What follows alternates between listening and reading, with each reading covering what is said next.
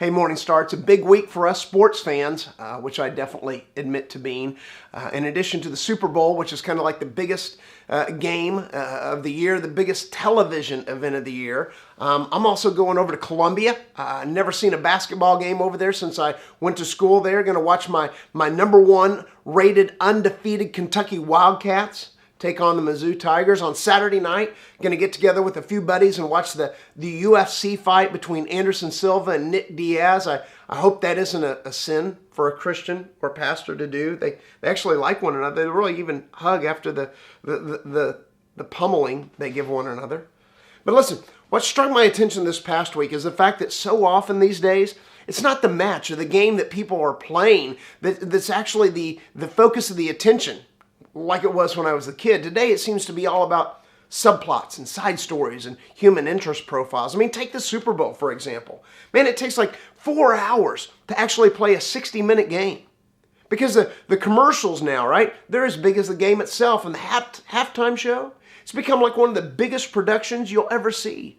And even leading up to the game, it seems like crazy because the commentators aren't even talking about the actual matchup between the Patriots and Seahawks. They're talking about what happened in Deflategate, like a week and a half ago, how someone from the New England Patriots organization supposedly let air out of 11 of their 12 footballs in the game against the Colts. Somehow the Colts balls weren't deflated by the change in temperature. That's kind of odd. Hey, listen, I could comment all day long about the Patriots' legacy of bending and stretching the rules to gain any advantage they can.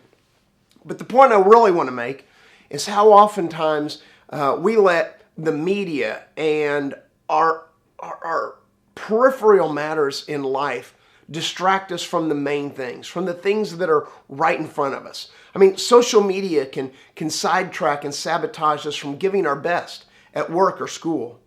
Texting a friend can often take our attention away from the road and traffic as we're driving down the interstate. A phone call can distract us from the face-to-face conversation we're having with our spouse or child.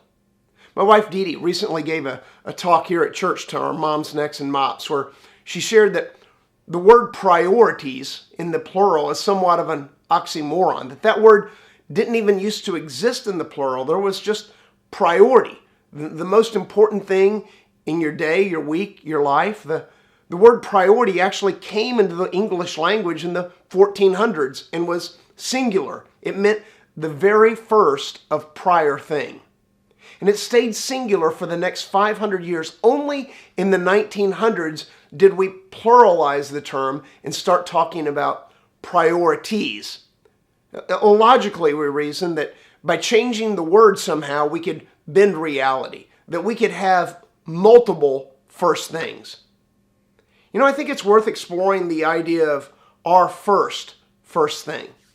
What's your number one overarching priority? See, unless we know that, then our priority of growing our business and our priority of spending quality time with our kids 3 times a week are eventually going to collide, and one is going to be sacrificed and one is going to take real priority. In the scriptures, we're told by Jesus multiple times in multiple ways that loving God and seeking God's kingdom and His righteousness, that's our first thing. That is what Jesus says is our first thing. Listen, worship, when we come to worship, that's a perfect example because unless loving God and seeking His kingdom and righteousness are our first thing, then we might come to weekend service, we might come religiously, but just kind of go through the motions. And it's more about the commercials and the halftime show, the funny video clips and the stellar music than the actual game, than actually worshiping God, praising Him, thanking Him, being in reverence and awe for who He is and all that He's done. Hey, all of us can take a look at our most important things. And maybe our first step is to simply prioritize the most important thing you want to be focused on when you're at work, your most important thing when you're at home, the most important thing when you're at the gym. But eventually, there comes a point in our life where we have to draw the line and say, here's my overarching priority, my first thing. And if it's to love the Lord our God with all our heart, our soul, our mind, our strength, then we can seek first God's kingdom and His righteousness. And when we trust in the Lord with all our heart, leaning not into our own understanding, but in all ways trusting Him, then God will lead and guide us to His perfect plan for our life. So listen, Morning Star, don't pull a Peter. Don't take your eyes off Jesus today, only to sink in the inevitable storms the evil one is creating around you. Keep your eyes on Him. Keep first things first.